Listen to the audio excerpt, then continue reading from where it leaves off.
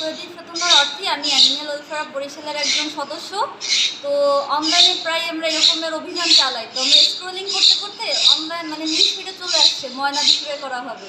তো ওই মাধ্যমে ওর আইডিতে গিয়ে কথা বললাম। কথা বলতে বলতে আরেকজন মাঝখান থেকে আমাদের যে গ্রুপের যে মেইন অ্যাডমিন, যে ফাউন্ডার, সেও কথা বলছে। তো কথা বলার পর তাকে দিতে চায় না, কারণ তার অ্যাওয়ার্ডে দেখছে এখানে কাজ করে দিতে চায় না। এখন দিতে চায় না যখন আমাকে বলছে, এখন আমি কথা আগে পজ করে রাখছিলাম। ওই ছেলেটার সাথে আমি কথা বাড়াইনি। যে আমাকে বলছে মিশন ফেল হয়ে গেছে, ছেলেটা আসবে না, বুঝতে পারছে বা কিছু।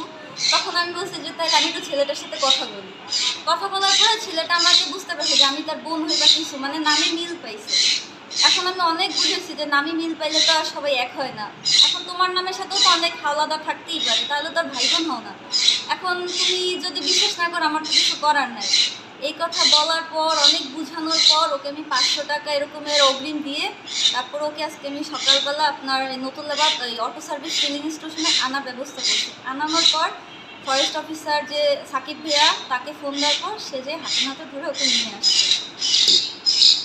এখন এই পাখিটাকে বড় না হওয়া পর্যন্ত তো হ্যান্ড ফিডিং করানো ট্রাই করতে হবে। আল্লাহ তাআলা যদি আয়ু রাখে, আয়ু বাঁচায়, তাহলে ওকে আমরা চেষ্টা করবো ওর নিজের জীবনের স্থানে যেখান থেকে আসছে ওর ঘরে ওকে ফিরিয়ে দেওয়ার ট্রাই করবো।